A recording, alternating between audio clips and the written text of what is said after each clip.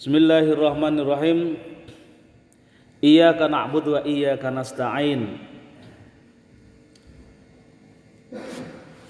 Bagian dari usaha agar ibadah kita sesuai dengan apa yang diajarkan Rasulullah, diajarkan oleh para ulama, kita didorong untuk memahami kata per kata atau makna atau maksud dari apa yang kita baca ketika sholat. Bahasan kita sampai pada menerjemahkan atau memahami makna iyyaka na'budu wa iyyaka nasta'in. Hanya kepada Engkaulah kita menyembah dan hanya kepada Engkau kita meminta pertolongan. Mbak, kalau misalkan saya tanya, iyyaka na'budu wa iyyaka nasta'in itu kira-kira Allah yang berfirman atau siapa? Nah, yang kita ketahui iyyaka na'budu wa iyyaka nasta'in adalah firman Allah. Tapi kalau diterjemahkan, masa Allah mengatakan iyyaka na'budu wa iyyaka nasta'in, hanya kepada Engkaulah kami menyembah dan hanya kepada Engkaulah kami minta pertolongan. Masa Allah yang minta pertolongan? Masa Allah yang minta apa? Masa Allah yang menyembah? Nah, kita harus paham. Jadi ada satu dalam tafsir, ya, pentingnya paham kita melalui tafsir itu, ya. Ada kata yang dibuang. Nah, para ulama dalam beberapa tafsir menjelaskan ini adalah perintah kepada Nabi Muhammad, ya. Maka kemudian wa yuqaddaru qulu, dan ada kata yang dibuang atau yang disembunyikan. Wa yuqaddaru qulu, dan di apa yang disembunyikan itu perintah Allah untuk mengatakan, perintah Allah untuk mengatakan, ya, atau perintah Allah untuk berkata iyyaka na'budu wa iyyaka nasta'in. Jadi iyyaka na'budu wa iyyaka nasta'in itu adalah ucapan Nabi Muhammad atas perintah Allah. Tapi kan di Quran kan nggak ada. Ketika misalkan sudah maliki yaumiddin, langsung iya, nggak mengatakan qulu iyyaka na'budu wa iyyaka nasta'in. Di situ pentingnya kita memahami tafsir itu begitu. Salah satunya bahwasanya iyyaka na'budu wa iyyaka nasta'in itu adalah apa? Perintah Allah kepada Nabi Muhammad. Nah, kalau sudah perintah Allah pada Nabi Muhammad, itu sama saja dengan perintah Allah kepada kita semua. Nah, jadi iyyaka na'budu wa iyyaka nasta'in, bukan Allah yang berkata, tapi perintah Allah kepada Nabi Muhammad. Nah, kayak ini adalah doa kita, menjadi doa kita. Ya. Ini adalah permohonan kita sebagai hamba yang terpenting dan sangat penting untuk membetulkan, untuk membenahi akidah kita. Jadi iyyaka na'budu wa iyyaka nasta'in adalah apa tadi? Doa yang paling penting untuk membetulkan, membenarkan akidah kita. Tidak ada permohonan kepada Allah yang lebih besar, lebih nilai manfaatnya daripada ini. Karena ini meneguhkan kita sebagai hamba Allah yang lemah, yang dhaif, yang penuh kekurangan, lalu kita menyembah Allah. Para nabi itu sakit hati kalau Allah yang sudah menciptakan makhluk atau bumi dan langit serta segala isinya, tapi kemudian para makhluk itu tidak mengenal Allah. Para makhluk itu tidak mengenal Allah. Kita tidak mengenal Allah. Termasuk Nabi Ibrahim, termasuk yang sakit hati kalau melihat wong Allah sudah baik banget menciptakan untuk kita semua apa yang ada di bumi dan langit, tapi kita tidak mengenal Allah. Ya, bukan Allah yang sakit hati, tapi para nabi. Kalau Allah karena Maha Pemurah, Allah nggak pernah sakit hati. Maka kan ada cerita, ada cerita ketika Nabi Ibrahim kedatangan tamu. Pokoknya suatu ketika Nabi Ibrahim itu pernah mengadakan open house.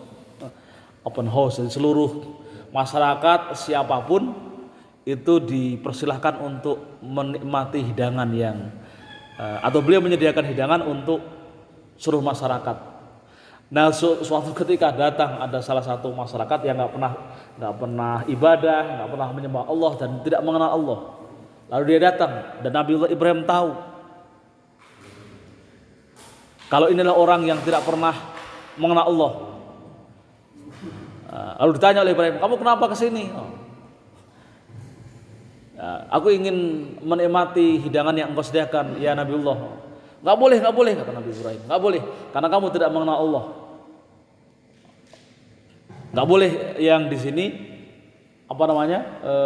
yang tidak mengenal Allah untuk makan. Habis itu Nabi Ibrahim ditegur sama Allah. Kamu baru melihat satu orang yang tidak mengenal aku, kamu sudah begitu pelit. Padahal aku telah memberikan rahmatku kepada hamba-hambaku, baik yang tidak mengenalku maupun yang mengenalku. Baik yang mengenalku maupun yang tidak mengenalku. Langsung ditegur. Allah sudah begitu baik. Jadi ternyata berbuat baik untuk berbuat baik itu kita juga boleh milih-milih. Kalau melihat kisah itu, yang tidak pernah sembahyang pun, yang tidak pernah sholat pun harus kita baiki. Nggak boleh dicaci maki. Lalu kita kemudian sok benar itu nggak boleh. Dan itu ditunjukkan dalam kasus tadi Nabi Ibrahim ketika membuka open house, lalu kemudian membuka seluruh rumahnya untuk seluruh masyarakat. Lalu ketika ada orang yang dia tahu tidak sholat, nggak pernah menyembah pada Allah, tidak mengenal Allah, lalu diusir oleh Nabi Ibrahim, habis itu langsung ditegur oleh Allah, dan Allah marah. Kenapa? Ya itu tadi, ternyata kita harus berbuat baik untuk semua orang tanpa harus mengenal dalamannya. Karena masalah dalaman itu urusan Allah, masalah dalaman itu urusan Allah. Siapa tahu hari ini atau hari ini jelek, nanti malam kemudian bertaubat, kan begitu. Nah itulah sudah hanya Allah yang tahu. Nah kita harus hati-hati yang dalam hal seperti ini. Pokoknya intinya kita harus selalu berbuat baik. Nah, maka iyyaka na'budu wa iyyaka nasta'in sebagai ungkapan tertinggi terbaik dalam memohon atau meluruskan akidah kita, keyakinan kita, tauhid kita kepada Allah. Ini yang kemudian diikuti di dalam bacaan-bacaan selanjutnya, termasuk dalam zikir. Kan kenapa zikir terbaik adalah la ilaha illallah, bukan astaghfirullah. Misalnya begitu ya. Kenapa zikir terbaik bukan la ilaha illallah, bukan astaghfirullah yang kira-kira ya Allah ampunilah dosaku, tapi malah la ilaha illallah. Afdhalu dzikri fa'alam annahu la ilaha illallah. Sebaik-baiknya zikir ketahuilah adalah kalimat la ilaha illallah. Padahal la ilaha itu intinya kan tiada Tuhan selain Allah. Kalau bayangan kita sebagai seorang awam, zikir yang paling bagus adalah astaghfirullah. Kenapa? Karena mengampuni dosa kita. Ada satu penjelasan yang diserahkan oleh ulama, dia mengatakan begini. Zikir bedanya astaghfirullah dengan la ilaha illallah.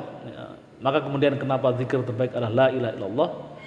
Kalau la ilaha illallah itu ketika kita sudah mengucapkan la ilaha illallah, maka kita meneguhkan tiada Tuhan. Pokoknya tiada Tuhan yang layak disembah kecuali Allah. Kita tauhid betul. Tapi kalau astaghfirullah, kira-kira seolah-olah kita itu adalah hamba yang layak diampuni. Jadi menonjolkan diri kita, menonjolkan kita, menonjolkan aku. Nah, kalau menonjolkan aku itu berarti kesombongannya ada. Seolah-olah hanya kita yang paling baik dan layak diampuni. Padahal pengampunan itu ya prerogatif Allah. Maka kemudian tadi lebih baik berzikir la ilaha illallah daripada istighfar. Tapi ya itu juga tetap harus diupayakan. Tapi dahulukan tahlil dulu, kalimat tauhid daripada istighfar. Banyakin tahlil daripada istighfar. Maka Sayyidul Istighfar kan juga isinya bukan hanya sekedar permohonan ampun, tapi pengampunan. Kan itu ya, la ilaha illa anta khalaqtani, dan seterusnya. Itu kan sebuah pengakuan. Engkau yang menciptakan aku, lalu aku mengadu kepada Engkau ya Allah. Aku mengakui abu ulaka bidzambi, aku mengakui dengan dosa-dosaku. Kan, dan seterusnya. Itu syahadat istighfar. Nah, dalam suratul Fatihah ini adalah puncak kalimat yang itu menegaskan tauhid kita. Hanya kita kepada Allah melakukan penyembahan, melakukan peribadatan, dan hanya kepada Allah kita mohon pertolongan. Redaksinya pun spesifik, iyyaka na'budu, hanya kepada Engkaulah kami menyembah, bukan na'buduka atau nasta'inuka. Wa qul ihdinas siratal mustaqim, dan selanjutnya katakanlah, ucapkanlah ihdinas siratal mustaqim alladzi yasukuna ila jiwarika wa yafdhabina ila mardhatik. Memohon pada Allah dengan ihdinas siratal mustaqim. Nah, ini kan doa, ihdinas siratal mustaqim, ya. Ini lagi-lagi doa kita, ucapan kita, permohonan kita kepada Allah agar kita diberikan petunjuk, ya. Jadi ini bukan ucapan Allah tapi perintah Allah kepada Muhammad, kepada Nabi Muhammad untuk mengucapkan ihdinas siratal mustaqim. Untuk apa? Siratal mustaqim yang tertinggi adalah wa yafdhibina ila mardhatik. Didorong untuk menggapai ridho Allah. Jadi ihdinas siratal mustaqim itu adalah dorongan, apa namanya? Berdoa untuk memohon ridho Allah. Siratal mustaqim. Jadi kita sering kalau dalam terjemahan bahasa Indonesia, ihdina, berilah petunjuk kepada kami, as-sirata, jalan al-mustaqim yang lurus. Mustaqim, ingat qaf ya, mustaqim itu yang tegak, yang lurus. Mustaqim. Ini kemarin ngaji Fatihah itu yang masih susah mustaqim ya. Mustaqim, jadi masih kesulitan. Kalau mustaqim beda artinya. Istaqama yastaqimu, beda dengan istaqama yastaqimu, maknanya beda. Jadi permohonan di jalan yang lurus itu adalah petunjuk, adalah ridho Allah. Jadi seluruh amal perbuatan kalau itu mendapat ridho Allah, maka itu adalah jalan yang lurus. Maka kita mohon pada Allah, apapun yang kita lakukan, apapun yang kita perbuat adalah dalam rangka memohon ridho Allah. Kalau dalam beberapa penjelasan namanya sirat itu sering diterjemahkan dengan jembatan yang menghubungkan, kan gitu ya, antar dua tebing, yang itu kemudian diilustrasikan dalam cerita orang tua kita. Nanti di akhirat itu akan ada semacam apa namanya, siratal mustaqim, jembatan yang menghubungkan, yang kemudian seluruh hamba Allah diuji untuk naik, untuk melewati jembatan itu, yang katanya kecilnya sekecil rambut yang dibelah 7, kan itu ya. Itu tafsir, dalam tafsir ada yang mengatakan itu sebagian Israiliyat, tapi ini penting juga untuk kita pahami. Jadi neraka, perjalanan setelah mahsyar, nanti kemudian orang yang punya amal yang soleh, yang kemudian sering diilustrasikan, orang yang sering berkorban nanti akan naik kendaraan, gitu ya, melewati siratal mustaqim itu. Ya kalau sudah kehendak Allah kan ya, walaupun tipisnya itu adalah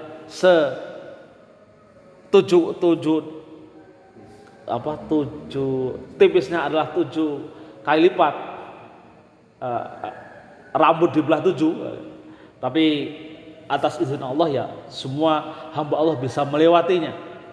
Orang yang beramal soleh dengan kurbannya dia akan dibantu dengan kurbannya.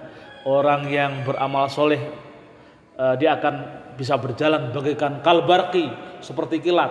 Ada yang berjalan dengan kepalanya, ada yang berjalan dengan perutnya dan lain sebagainya.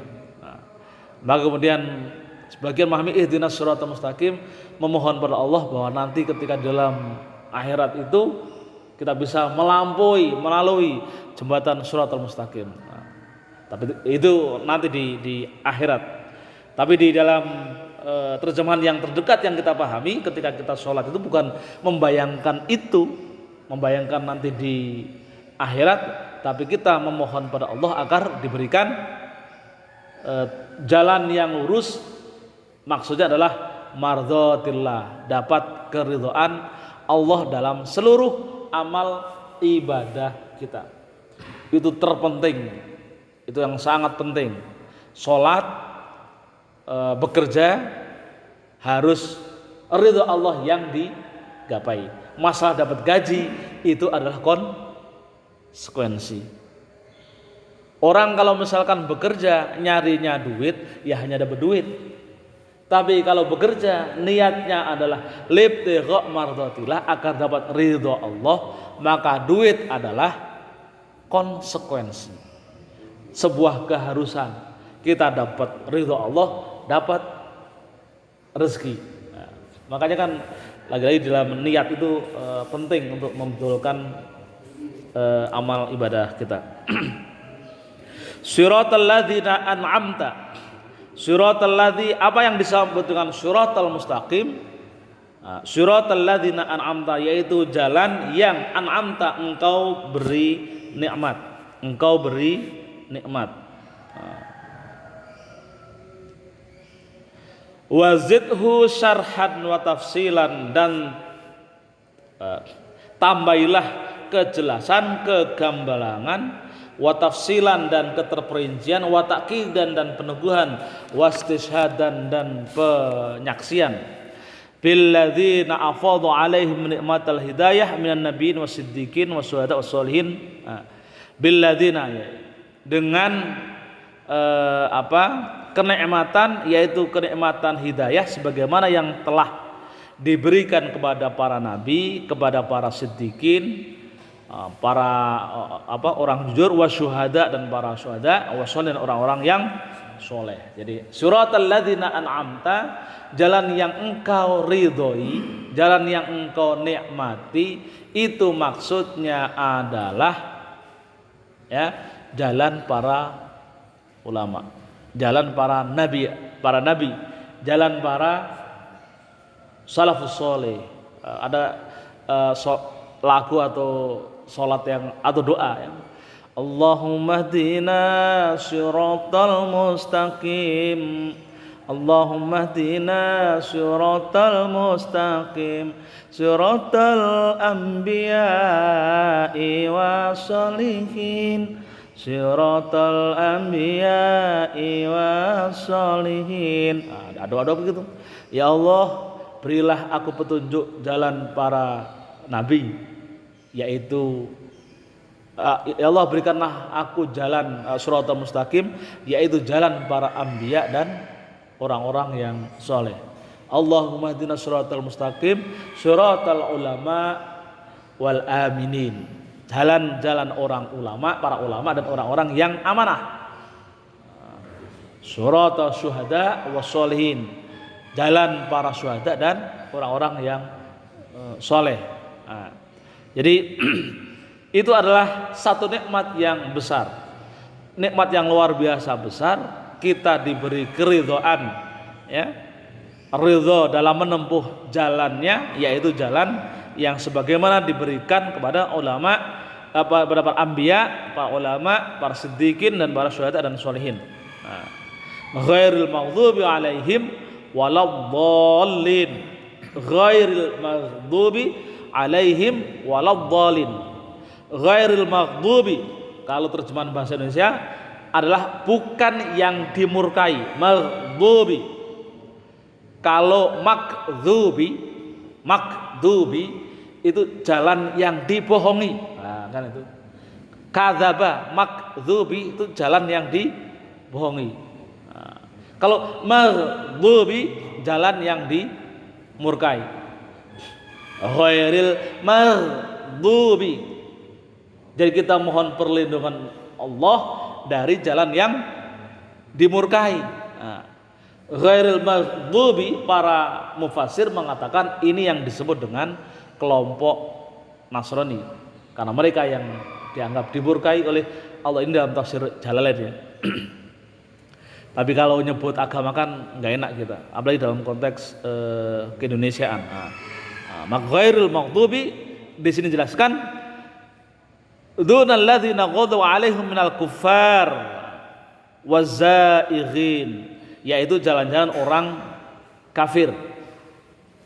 Pokoknya baca Fatihah itu harus hati-hati, ghinnya harus jelas, maghdubi bukan berubah menjadi huruf kaf makzubi lalu zalnya menjadi dotnya menjadi zal, karena maknanya bisa berbeda. Walau dhalin, dan juga bukan orang yang menyesatkan. Dhalin itu dalam tafsir Jalalain merujuk kepada kelompok Yahudi. Tapi lagi-lagi ini kalau nyebut agama lain kan nggak enak. Tapi kita terjemahkan secara bahasa dhalin. Ingat, walau dhalin itu artinya adalah dan kita menghindari, kita mohon perlindungan dari Allah ya, dari jalan orang-orang yang menyesatkan, aktif menyesatkan. Kalau orang yang sesat itu tidak mengganggu keimanan kita. Orang yang jelek, orang yang buruk ibadahnya tidak mengganggu keimanan kita. Tapi kalau orang yang aktif menyesatkan, itu kalau orang udah jelek, udah akidahnya nggak benar, lalu dia aktif menyesatkan kita, itu yang kita mohonkan kepada Allah, memohon perlindungannya. Maka lagi-lagi membaca Fatihah walau dhalin, ini dotnya panjangnya 6 harokat, lalu dhalin ada tasydidnya. Jangan sampai membaca misalkan walau, meskipun kita udah benar huruf dotnya tapi tanpa tasydid, walau dhalin, itu udah artinya beda. Berarti orang yang sesat saja. Kita mohon pada Allah, ya, mohon perlindungan kepada Allah dari orang yang sesat. Padahal orang sesat kan tidak menyesatkan kita. Nah, maka salah kalau membacanya walau dhalin, itu salah. Nah, harus ada tasydidnya, walau dhalin. Itu berarti dia bukan hanya sesat tapi aktif menyesatkan. Nah, itu yang perlu kita hati-hati. Orang yang menyesatkan itu banyak di sekitar kita, di TV, di HP, di tetangga bisa jadi ya, menyesatkan. Nah, kita memohon perlindungan kepada Allah. Nah, tapi kalau salah huruf misalkan waladhdallin atau waladhdallin, itu artinya apa? Orang yang pakai payung. Lah apa hubungannya orang pakai payung? Nah, ya nggak ada hubungannya. Masa kita mohon perlindungan kepada Allah dari orang yang pakai payung? Nggak ada manfaatnya. Orang pakai payung itu nggak punya makna bagi kita kecuali kita hujan. Jadi hati-hati ya, yang di huruf terakhir sholat jamaah atau sholat individu, dotnya harus jelas dan ada tasdidnya. Tsummal tamisil ijabah waqul. Kemudian untuk jawablah setelah waladhdallin itu amin. Setelah waladhdallin itu amin. Bacaan yang benar adalah amin, bukan amin atau amin. Ya, kalau amin, biasanya nih orang kalau sholat tarawih itu imamnya waladhdallin amin. Kalau amin itu artinya apa? Orang yang terpercaya. Orang yang terpercaya. Kalau amin itu orang yang sangat dipercaya. Nah, jadi harus membaca amin juga harus benar. Amin. Nah, itu baru artinya istajib lana ya Allah. Kabulkanlah ya Allah. Kalau amin. Kalau amin. Nah, amin itu berarti apa? Orang yang aman. Amin. Nah, misalnya amin. Itu berarti orang yang aman. Jadi ingat yang benar adalah amin. Itu artinya istajib lana du'aana ya Allah. Dan disunatkan walaupun di luar sholat setelah membaca suratul Fatihah itu disunatkan untuk amin. Jadi siapapun misalnya ketika baca marilah kita baca suratul Fatihah, ketika sudah sampai ghairil maghdubi alaihim waladdallin, masing-masing dari kita disunatkan untuk mengucapkan amin. Ya, disunatkan untuk membaca amin walaupun di luar sholat, apalagi di dalam sholat itu sunnahnya sunnah yang afdol. Walau lam yakun laka min sholatika hadzun siwa dzikrullah fi jalalihi wa izmatihi fanahika bidzalika ghanimatan fa kaifa ma tarju min thawabi wa fadli.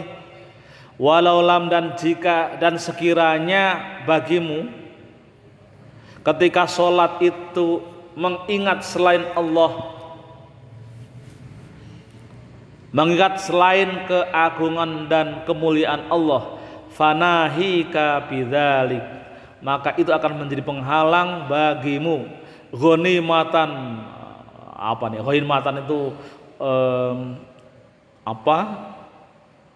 Kalau letternya rampasan perang, tapi maksudnya ini adalah sebuah nilai besar, kerugian.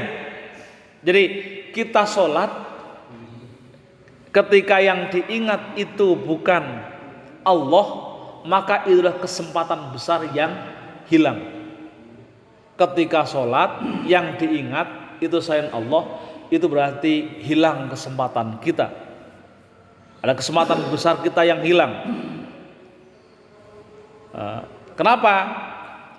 Ya meskipun orang ketika sholat lalu kita ingat yang lain tidak membatalkan sholat, sholatnya tidak batal, tapi kita rugi. Kenapa? Ada satu kesempatan besar yang hilang. Bima tarjuhu min thawabi wa fadlihi, yaitu apa-apa yang kalian yang seharusnya mengharapkan fadilah Allah, mendapatkan pahala Allah. Jadi hilangnya kesempatan besar atau peluang besar di situ. Wa kadzalika yambaghi an tafhama ma taqra'uhu minas suwar fala taghfulu an amrihi wa nahyihi wa adhi wa adhi wa mawa'idhi wa ahbari anbiya'ihi wa dzikri mananihi wa ihsanihi likulli wahidin haq. Jadi dianjurkan untuk memahami apa yang dibaca dari surah ketika sholat itu agar kita tidak lalai dari perintahnya, dari larangannya, dari janjinya, dari ancamannya, dari nasihat-nasihatnya, dari kabar-kabar hadis atau peringatan para nabinya, dan juga ingat akan kenikmatannya. Karena dengan itu kita memahami makna yang terdalam dalam sholat, maka farroja haqqul wa'ad, kita punya harapan, kita punya rasa takut, wal khauf haqqul wa'id, kita merasa takut terhadap ancaman Allah, kita juga punya harapan terhadap janji Allah. Kita punya komitmen untuk wal azmu haqqul amr wan nahi, kita punya komitmen untuk menjalankan perintah dan meninggalkan larangan. Wal ittihad haqqul mu'idah, kita juga bisa menerima perintah-perintah kebaikan atau nasihat. Wa syukru haqqul manah, dan kita bisa melahirkan rasa syukur. Ingat, sholat kita, ibadah kita pada hakikatnya adalah sebagai bentuk rasa syukur kepada Allah atas seluruh karunia-Nya yang diberikan pada kita semua. Kita bisa merasakan syukur ketika sholat itu sebagai bentuk syukur atas karunia Allah tersebut. Nah, ini kan luar biasa. Wal i'tibar haqqa ihbadil anbiya, dan bisa mengambil pesan dari pesan-pesan para nabi. Wa takunu hadhil ma'ani bihasbi darajatil fahmi. Makna-makna terdalam ini, makna-makna tersebut menunjukkan ukuran derajat pemahaman ketika sholat. Wa yakunu bihasbi wufuril ilmi wa sifahil qalbi wa darajatin dzalika la tanhasir. Dan juga menjadi ukuran apa namanya? Bihasbi wufur ilmi, ukuran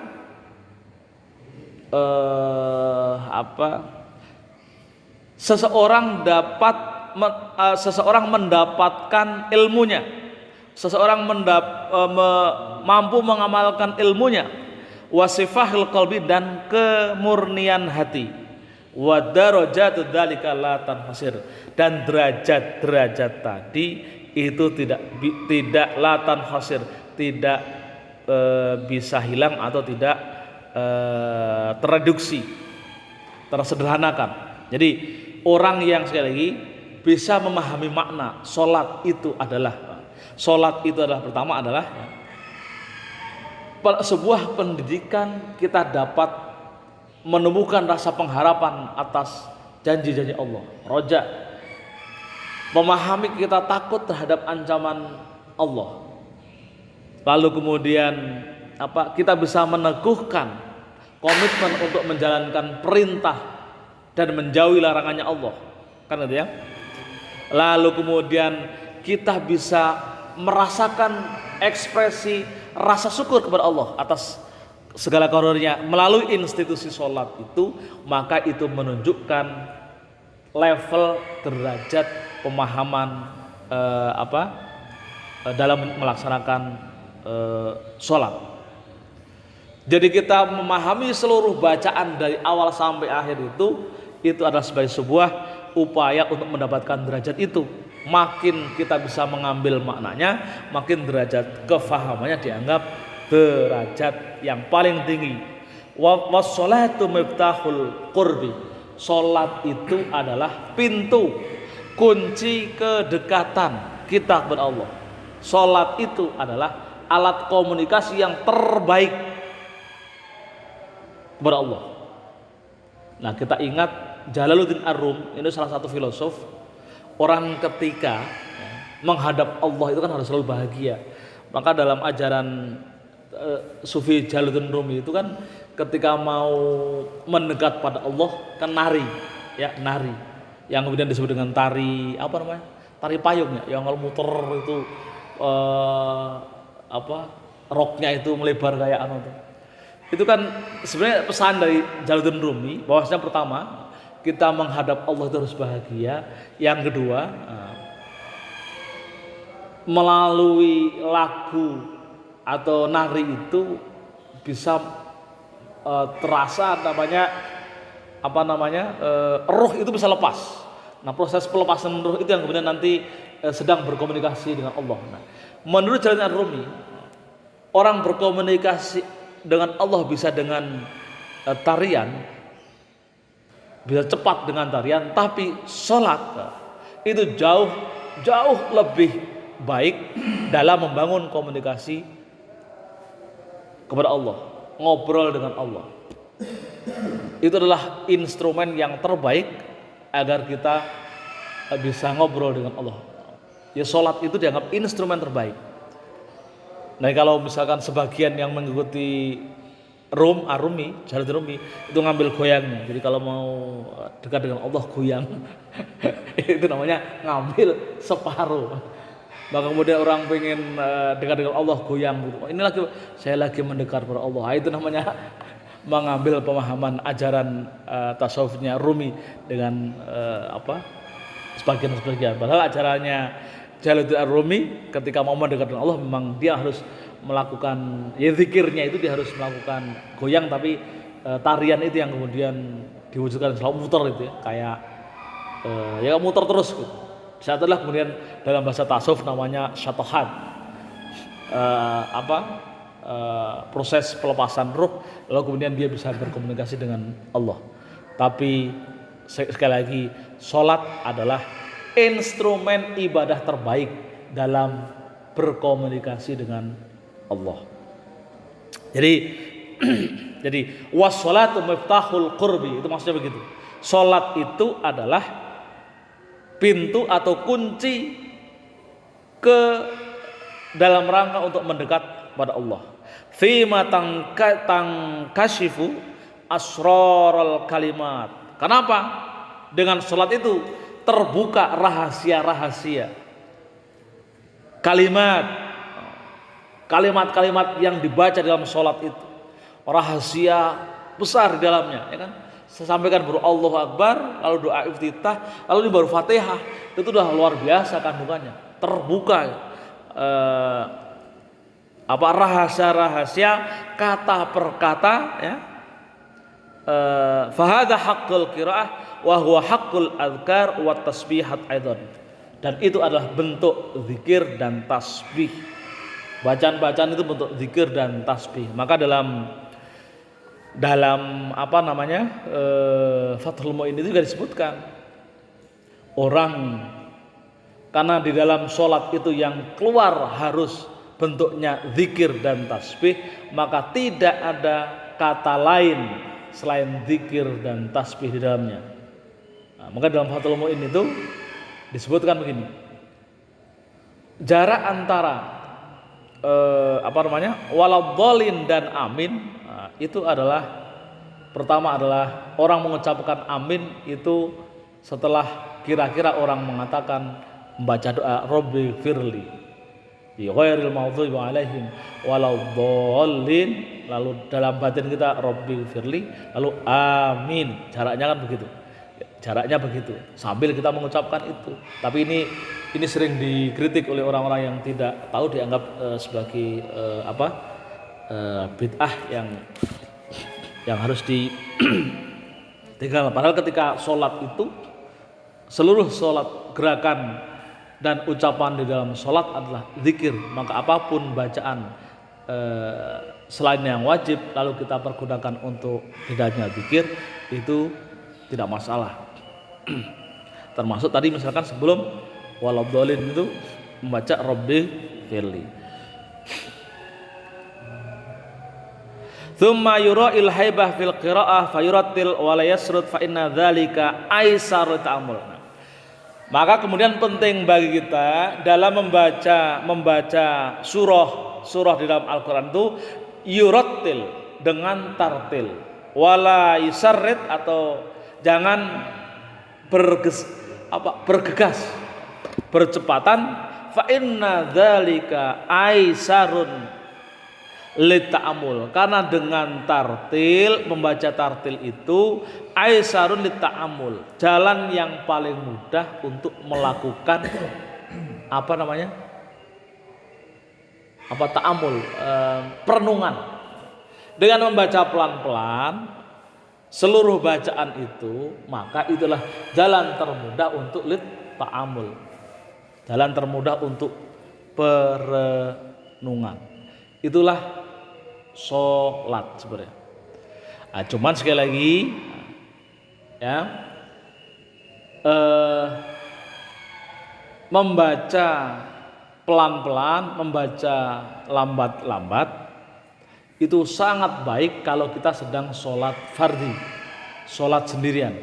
Tapi kalau sholat berjamaah, apalagi bagi imam, cukup kecepatan yang standar. Ini kan hadis bertentangan ya, cerita yang satu sisi sholat itu membaca harus ta'amul, perenungan, ada pengangan-angan, ada tapi satu sisi ada perintah kalau sholat juga jangan jangan lama-lama gitu. Kalau sholat, apalagi sholat bareng-bareng, jangan lama-lama. Karena ada satu cerita begini, Amr bin As atau Sa'ad bin Waqqas, saya lupa. Sa'ad bin Waqqas itu sholat punya masjid, sehingga Sa'ad bin Waqqas itu sering sholat 2 kali. Jadi misalkan ini ada masjid jami ya, di masjid Madinah, masjid Rasulullah, sholat, lalu dia bergegas, misalkan sholat maghrib, bergegas, ya, lalu pindah ke masjid dirinya, masjid yang beliau imami. Pokoknya setelah assalamualaikum di sini langsung lari untuk mendirikan sholat yang serupa, mengulang sholat maghrib. Itu yang kemudian ada dalam fikih disebutkan boleh mengulang sholat. Ketika kita merasa sholatnya enggak benar, lalu kemudian kita merasa pengen biar lebih benar, diulang lagi. Nah, Sa'ad bin Waqqas itu begitu. Setelah ikut sholat bersama Nabi, lalu segera lari ke masjidnya untuk mengimami masyarakat. Sholat maghrib diulang lagi. Nah, suatu ketika beliau itu membaca sholat tuh panjang banget. Surat Al-Baqarah dibaca. Surat Al-Baqarah dibaca. Akhirnya ada jamaah yang protes. Maka kemudian mengatakan mufaraqah, misah, mempercepat, lalu ngadu pada Rasul. Nah, sahabat itu mengatakan, kamu kok ini sholat belum selesai, kamu kok lebih mempercepat penyelesaian, mufaraqah. Dimarahi sama, kamu menjadi orang munafik gara-gara mufaraqah. Lalu lapor pada Rasul. Saat juga lapor pada Rasul. Itu yang makmum, yang masyarakat juga lapor pada Rasul. Kalau saat lapor kepada Rasul, ya Rasul, ini masyarakatku ini begini, sholat belum selesai sudah misah. Yang ini ngadu juga, ya Rasul, ini sholat saat ini sholat kelamaan, baca surat Al-Baqarah, maka aku mufaraqah, aku pisah. Maka apa yang dikatakan? Yang dibela adalah yang tadi, yang masyarakat tadi. Maka kemudian dia mengatakan, ya muat afatan antara. Apakah engkau akan menjadi orang tukang fitnah? Tukang fitnah. Afatan anta. Apakah engkau akan menjadi tukang fitnah? Apa maksudnya gitu? Karena kamu sholat panjang-panjang itu, lalu kemudian menjadikan orang beragama tidak asik, tidak berbahagia. Orang sholat itu harusnya berbahagia, karena gara-gara engkau sholat membaca surat kepanjangan, maka masyarakat menjadi ogah untuk sholat berjamaah, ogah untuk sholat bersama kamu, kan begitu. Afatan. Jadi dimari oleh Rasul orang yang tadi memanjang-manjangkan bacaan sholat sampai kemudian itu disebut dengan fatan, pefitnah atau tukang fitnah. Nah, ini yang kemudian perintah bahwasanya ketika kita sholat bareng-bareng, sholat berjamaah, hindari bacaan sholat yang panjang banget. Nah, yang panjang itu maksudnya ya kalau standar Rasulullah ya sholat Al-Baqarah kayak itu, Al-Baqarah, Yasin, nah itu kepanjangan. Nah, kalau masih jumlahnya hanya sekitar 40 surat, itu ya masih standar 40 ayat surat. 40 ayat seperti Amma yatas'alun. Yang dalam juz amma itu masih dianggap standar. Jadi satu sisi sekali lagi, kalau kita menjalankan sholat fardhi sendirian pelan-pelan, tartil, itu menjadi bagus untuk lita'amul, untuk proses perenungan. Tapi ketika sholat jamaah boleh tartil, tapi itu jangan terlalu pelan yang kemudian menghasilkan waktu yang cukup lama, karena itu bisa menjadi fatan atau penyebab fitnah di kalangan kita. Wallahu a'lam bishawab. Barangkali ada yang mau ditanyakan, silakan. Ya, silakan. Bismillahirrahmanirrahim. Assalamualaikum warahmatullahi wabarakatuh. Assalamualaikum. Tema kita masih tentang masalah sholat ya. Iya. Kenapa di antara setelah sholat asar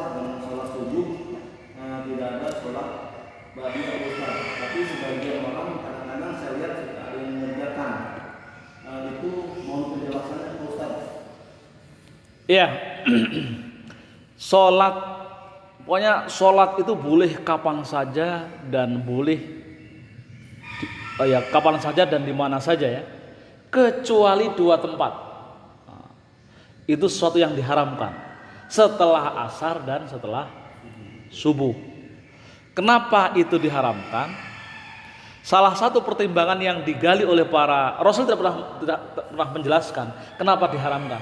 Tapi salah satu atau para ulama sering menjelaskan kenapa waktu itu diharamkan, karena nanti dianggap menyembah terbitnya matahari dan menyembah ketika matahari mau ghurub. Maka itu bisa mendorong pada kemusyrikan. Maka itu kenapa diharamkan. Nah, hanya ada beberapa hal yang dijelaskan oleh para ulama boleh melaksanakan sholat setelah itu. Pertama, sholat jenazah boleh setelah setelah asar atau setelah, karena memang itu mendesak, setelah itu boleh. Kan batas keharaman sholat setelah subuh itu kan sampai waktu duha ya. Boleh menjalankan sholat salah satu sholat jenazah karena memang mendesak. Yang kedua, boleh ketika itu sholat tahiyatul masjid. Contoh misalkan kita biasanya pengen ketika waktu maghrib datang lebih cepat. Nah, belum masanya azan, belum udah datang ke masjid. Nah, dia sholat.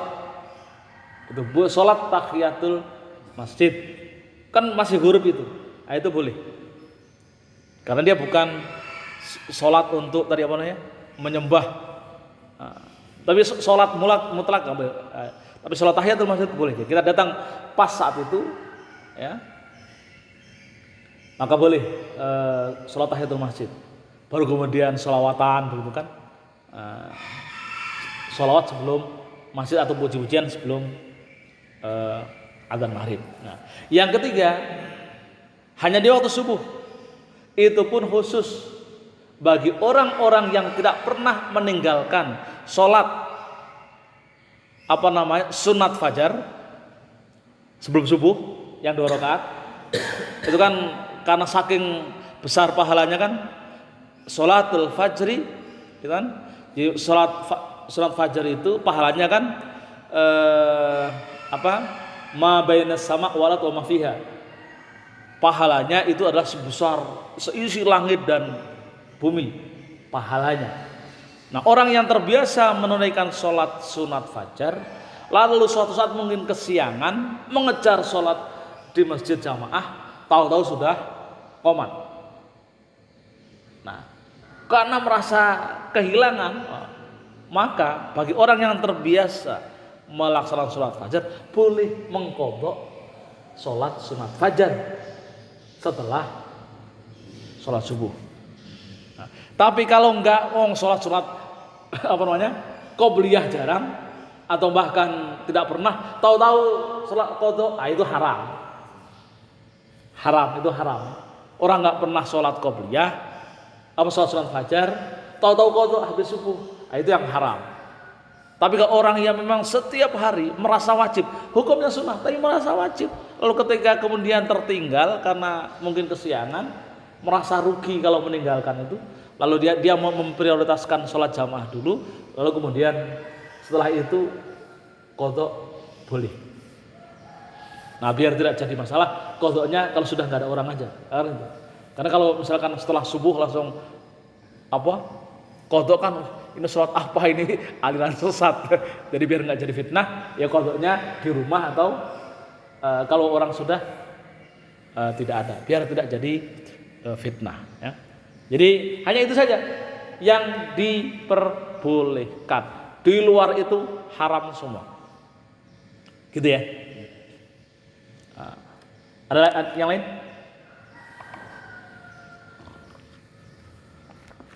Cukup? Cukup. Kalau cukup. Malah kita